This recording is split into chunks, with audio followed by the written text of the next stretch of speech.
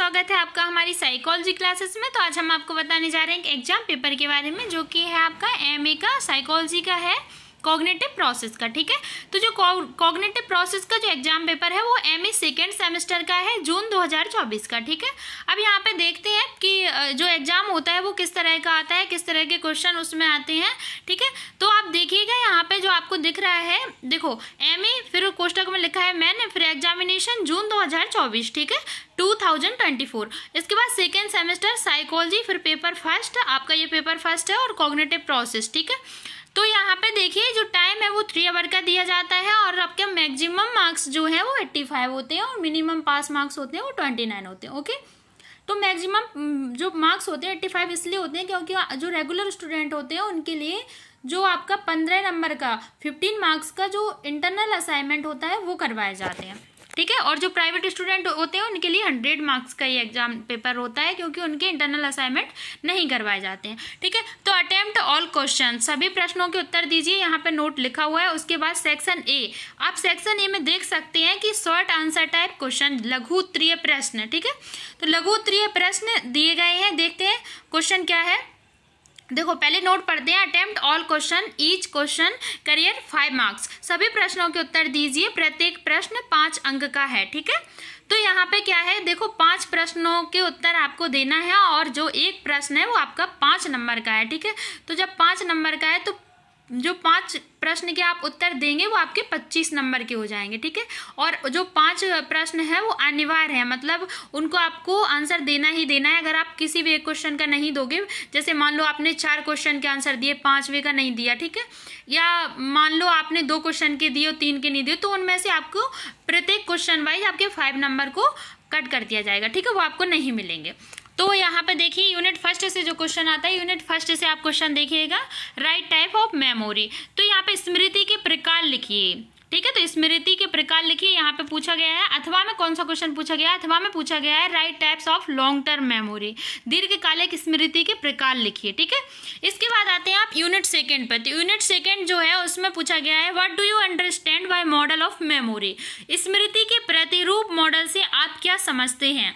ठीक है, इसके बाद देखिए अथवा में क्या कौन सा क्वेश्चन पूछा गया है। तो अथवा में जो क्वेश्चन पूछा गया है वो है टूलविंग के सिद्धांत को संक्षिप्त में लिखिए। ठीक है, तो यहाँ पे देखो, अब यहाँ पे क्या है कि राइट टूलविंग्स मॉडल इन ब्रीफ। तो यहाँ पे क्या है, देखो जो अथवा में जो क्वेश्चन पूछा जाता है, अथवा का मतलब ये होता है कि आप इन दोनों प्रश्न में से किसी एक प्रश्न का आंसर देना कंपलसरी होता है। ठीक है, जब आप एक प्रश्न का आंसर देंगे तो कोई दिक्कत नहीं है, लेकिन ऐसा नहीं करना है कि कुछ बच्चे ऐसा भी कर सकते हैं कि जैसे 2 प्रश्न दिए गए, अथवा में दिया गया है, तो ऐसा नहीं है कि दोनों प्रश्न के आंसर दे दो, नहीं, आपको एक प्रश्न का ही आंसर देना, और एक ही प्रश्न के आंसर देने पर आपको मार्क्स दिए जाते हैं। ठीक है, जैसे 5 मार्क्स का है तो आपको वो दिए जाएंगे।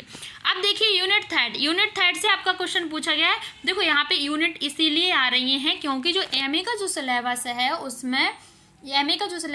उसमें यूनिट 5 यूनिट है। ठीक है, तो यूनिट वाइज आपसे लघु उत्तरीय प्रश्न, मतलब शॉर्ट आंसर टाइप क्वेश्चन और लॉन्ग आंसर टाइप क्वेश्चन दोनों पूछे जाएंगे। ठीक है, तो यहाँ पे यूनिट 3 से आपका शॉर्ट आंसर टाइप क्वेश्चन है। देखिए राइट नेचर ऑफ सेमेनेटिक मेमोरी, तो यहाँ पे अर्थगत स्मृति की प्रकृति लिखिए। अथवा में पूछा गया अर्थगत स्मृति की कार्यप्रणाली लिखिए। ठीक है, तो यहाँ पे देखो जब इन्होंने अथवा में पूछा है तो इन दोनों में से किसी एक प्रश्न का आंसर देना है। ठीक है, यूनिट 4 से देखते हैं, यूनिट 4 से कौन सा क्वेश्चन पूछा गया है। यूनिट 4 से पूछा गया है right meaning of concept formatting, मतलब संप्रत्यय निर्माण का अर्थ लिखिए। ठीक है, उसके बाद देखते हैं, उसके बाद कौन सा पूछा गया है अथवा में पूछा गया है right features of well defined concepts, सुस्पष्ट संप्रत्यय की विशेषताएं लिखिए। ठीक है, तो इन दोनों में से किसी एक का आंसर देना है आपको।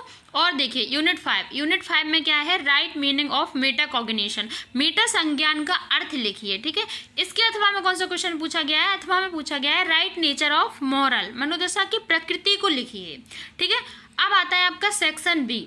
तो सेक्शन बी में क्या होता है, देखो सेक्शन जो ए था आपका खंड आ, ठीक है, उसमें क्या था, आपको लघु उत्तरीय प्रश्न, शॉर्ट आंसर टाइप क्वेश्चन दिए गए थे।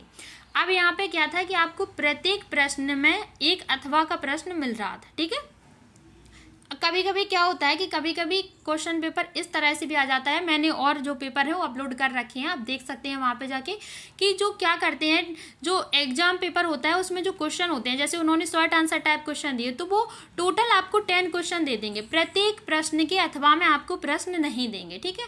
तो वहाँ पे क्या होता है कि टोटल 10 प्रश्न दे दिए, वहाँ पे एक बेनिफिट हो जाता है, आपको जो भी 5 प्रश्न आ रहे हैं, जिनके भी 5 प्रश्न के उत्तर आ रहे हैं वो आप लिख सकते हैं, ठीक है।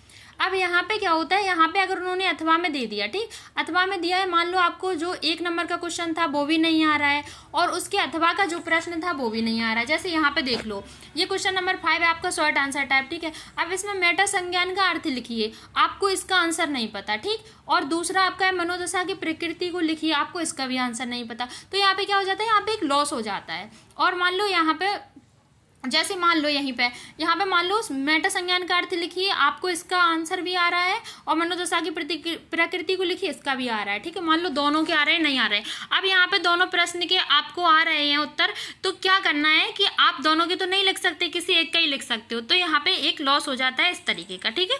तो लेकिन उसमें क्या होता है, जब वो 10 क्वेश्चन आपको एक साथ दे देते हैं, उनमें से कोई 5 क्वेश्चन का आंसर देना कंपलसरी होता है, तो वो एक इजी हो जाता है अपने लिए, ठीक है।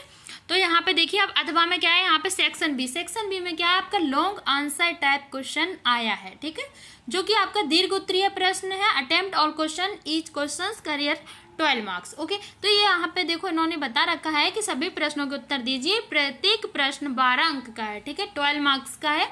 तो यहाँ पे देखिए जो 5 प्रश्न है, 5 प्रश्न के उत्तर आपको देने हैं और 5 प्रश्न जो हैं, देखो एक प्रश्न आपका 12 नंबर का है, 12 मार्क्स का है, तो 12 × 5 करोगे तो 60 हो जाएगा, ठीक है। जब 12 नंबर का एक क्वेश्चन है, 5 क्वेश्चन करने हैं, तो आपके 60 नंबर हो जाएंगे, ठीक है, 60 नंबर हो जाएंगे। अब देखिए यहाँ पे तो पहला क्वेश्चन जो आपका लॉन्ग आंसर टाइप क्वेश्चन है वो पूछा गया है, देखो वो कौन सा पूछा गया है, right types of sensory memory, संवेदी स्मृति के प्रकार लिखिए, ओके।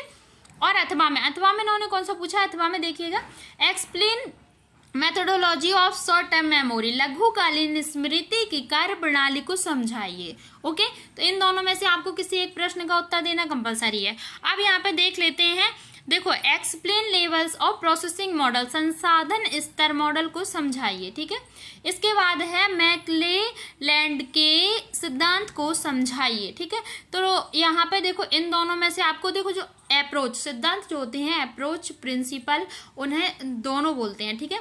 और यहाँ पे क्या है, आप कंफ्यूज नहीं होना, अगर अप्रोच आ जाए तब भी आपको सिद्धांत लिखना है, प्रिंसिपल आ जाए तो भी सिद्धांत लिखना है, ठीक है। अब यहाँ पे देखिए explain feature of comparison model, ठीक है। अब देखिए यहाँ पे क्या है, विशेषता तुलना मॉडल को समझाइए। अथवा में इन्होंने क्वेश्चन पूछा है, देखो क्वेश्चन कौन सा पूछा गया है, इन्होंने एक्सप्लेन नेटवर्क मॉडल को समझाइए, ठीक है। यहाँ पे देखो मॉडल पूछे गए हैं। और आपका जो नेक्स्ट क्वेश्चन है वो देखते हैं कौन सा है। तो नेक्स्ट जो आपका क्वेश्चन है वो 4th नंबर का क्वेश्चन है, ठीक है। तो यहाँ पे क्या है, प्रत्येक यूनिट से मैंने आपको बताया था ना, जो प्रत्येक यूनिट से आपको क्वेश्चन मिलेंगे, लघु उत्तरीय प्रश्न और दीर्घ उत्तरीय प्रश्न। तो यहाँ पे ये लॉन्ग आंसर टाइप है, ये भी प्रत्येक यूनिट से पूछे गए हैं, ठीक है। तो एक्सप्लेन थर्ड डिफाइंड कॉन्सेप्ट, अस्पष्ट संप्रत्यय को समझाइए, ठीक है। तो अथवा में कौन सा क्वेश्चन पूछा गया है, अथवा में पूछा गया एक्सप्लेन प्रोटोटाइप मॉडल, प्रतिरूप प्रोटोटाइप मॉडल को समझाइए, ठीक है। अब देखिए अब यहाँ पे जो नेक्स्ट क्वेश्चन है वो है आपका 5वां क्वेश्चन, ठीक है। तो 5वां क्वेश्चन आप देखते हैं कौन सा, देखो 5वां क्वेश्चन है एक्सप्लेन आई विटनेस टेस्टिमनी, प्रत्यक्षदर्शी साक्ष्य को समझाइए। अथवा में क्या है, और करके अथवा में है write technique of memory improvement, स्मृति उन्नतीकरण तकनीक लिखिए, ठीक है। तो यहाँ पे आपका जो 5 क्वेश्चन थे ये भी प्रत्येक यूनिट से आपसे पूछे गए थे, ठीक है। तो यहाँ पे क्या है, देखो हम आशा करते हैं कि आप सभी को ये जो एग्जाम पेपर है वो समझ में आ गया होगा, किस तरीके के क्वेश्चन आते हैं मैंने आपको दिखा दिए हैं, और कितने मार्क्स का रहता है ये भी बता दिया है, और जो क्वेश्चन है कितनी यूनिट होती है, कितनी यूनिट से आपको कितने क्वेश्चन पूछे जाते हैं, ठीक है। तो हमने आपको बता दिया है कि आपको देखो अगर वो अथवा में आपको क्वेश्चन देते हैं तो भी आपको जो आंसर देने के लिए जो कंपलसरी क्वेश्चन होते हैं वो आपका एक क्वेश्चन रहता है कंपलसरी शॉर्ट का और एक क्वेश्चन होता है लॉन्ग, ठीक है, लॉन्ग आंसर टाइप क्वेश्चन। तो आपको दोनों के आंसर देने होते हैं, एक एक कंपलसरी होता है और प्रत्येक यूनिट से आते हैं, ठीक है। तो यहाँ पे आशा करते हैं आप सभी को समझ में आ गया होगा। मिलते हैं नेक्स्ट वीडियो में नेक्स्ट टॉपिक के साथ, और तब तक के लिए वीडियो को लाइक करें, चैनल को सब्सक्राइब करना, वीडियो को शेयर करना बिल्कुल ना भूलें। Thank you so much.